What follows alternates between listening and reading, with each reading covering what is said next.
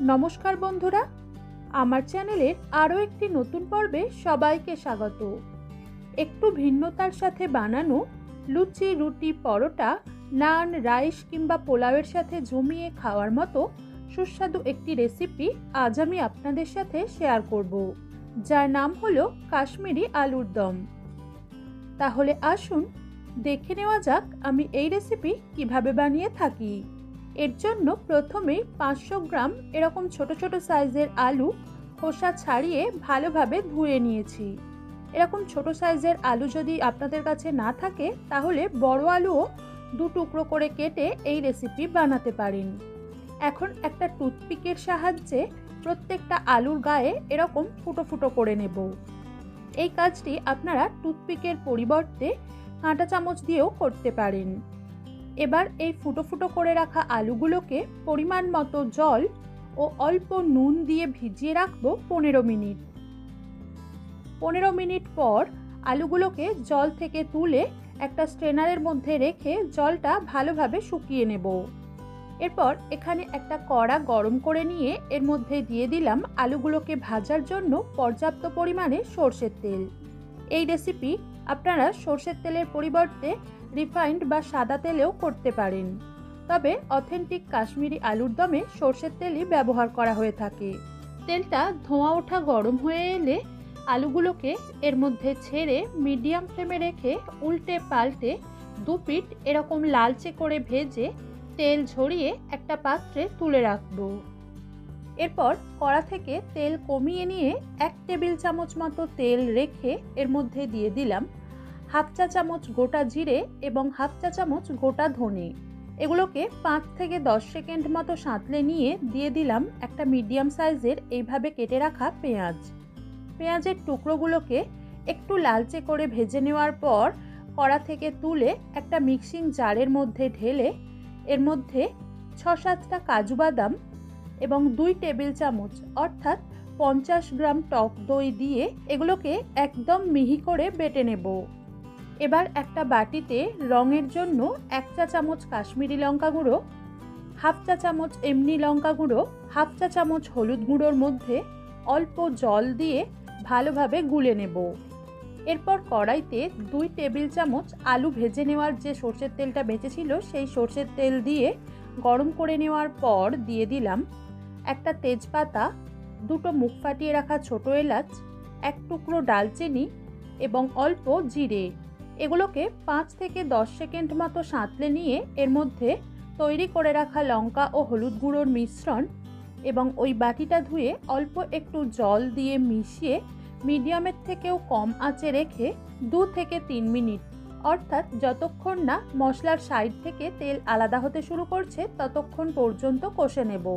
কাশ্মীরি লঙ্কা গুঁড়ো এভাবে তেলের মধ্যে একটু ভেজে নিলে রেসিপির রঙটা বেশি ভালো আসে। এবার এর মধ্যে হাফ চা চামচ রসুন বাটা দিয়ে সব কিছুর সাথে মিশিয়ে 2 মিনিট মতো কষে নেব। 2 মিনিট পর এর মধ্যে দিয়ে দিলাম 1 চা চামচ আদা বাটা।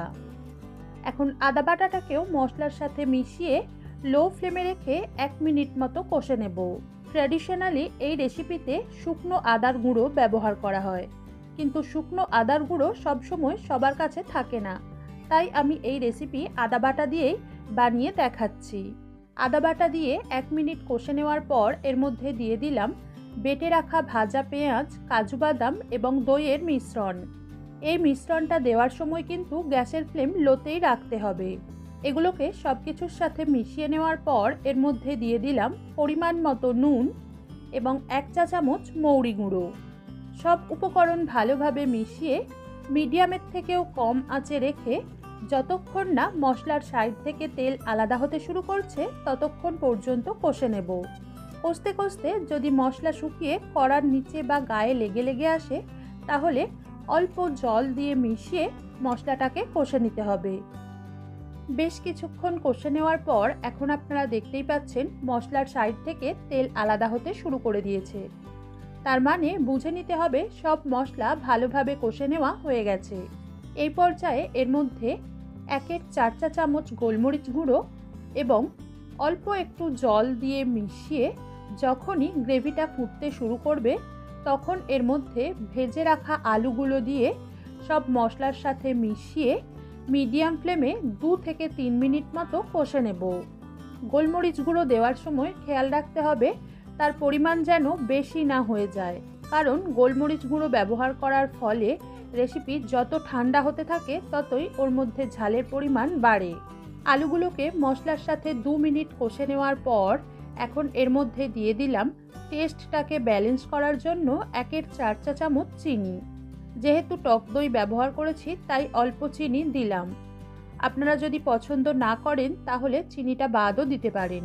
চিনিটাকেও সব কিছুর সাথে মিশিয়ে সামান্য নাড়াচাড়া করে নেওয়ার পর আলুগুলো যাতে পুরোপুরি সিদ্ধ হয়ে যায় তার জন্য পরিমাণ মতো গরম জল দিয়ে মিশিয়ে ফুটতে শুরু করলে এটাকে ঢাকনা দিয়ে মিডিয়ামের থেকেও কম আঁচে রেখে রান্না হতে দেব 10 থেকে 15 মিনিট, অর্থাৎ যতক্ষণ না আলুগুলো পুরোপুরি সিদ্ধ হয়ে আসছে ততক্ষণ পর্যন্ত।